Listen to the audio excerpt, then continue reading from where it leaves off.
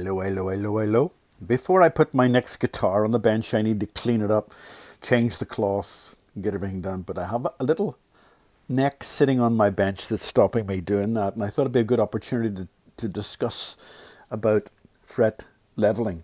Simple discussion. The very, very, very first thing you need to do in fret leveling is get the wood straight. The wood of your neck perfectly straight. Well, as perfectly straight as you can. This is a good example. This neck is what I'm showing you because you see it's under a clamp because the neck is bowed up too much like that and the truss rod is not working. Well, actually the truss rod will make it bow more, but it won't release. That's because the truss rod, the neck's been sitting too long in that direction and the truss rod's not doing anything. So it's under a lot of pressure at the moment. This is a very nerve-wracking thing to do because you put it under too much pressure. You could dislodge a fret, you could crack the fretboard, and you could crack the neck. But this guitar is its last hope for any chance of survival. So I need to get the neck straight. Now, if I use my little trusty sword, you'll see down there, and you will see it, you'll see that there's a gap there. Just at the thing you can see a gap. Now that gap is perfect. It's exactly the way I would like to set it. Maybe a slightly too much, but that's the way I'd like to have the final neck set with the strings on and everything done. But that's not the way to set it when you're just about to do fret leveling or fretting. It has to be perfectly straight. But I'm just about to take that head off to see if 4 or 5 days of this stress has helped me in any way straighten the neck, because this is a very bad neck.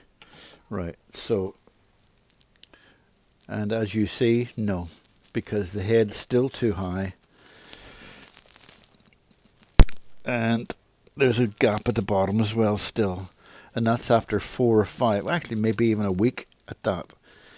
What that is now is that means that the head's bent like that and that those frets will all be buzzing. Now I'm going to take the chance, I'm going to take the risk of fret leveling it at that, break all my rows, because that neck's no use to anybody with that. So I might be able to get some life out of this by leveling the frets down to what those frets are, and when I put the strings on there it might increase a little bit and give this some sort of life. The only other way to fix the truss rod is to take off the fretboard, replace the truss rod, but it's not an expensive guitar. It's not even worth doing that.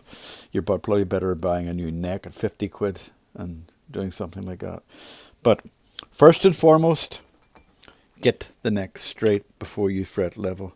If you fret level a bent neck, you're going to end up with frets that are lower at this end and lower at this end. So neck straight first, and you can see that oh, you can't see anything. I had the camera.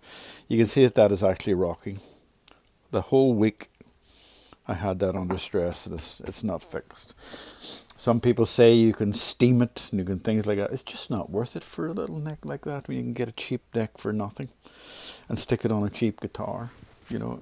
And if you're going to stick an expensive neck on a cheap guitar, why not buy an expensive guitar, you know. All right, okay. That's about all I can tell you.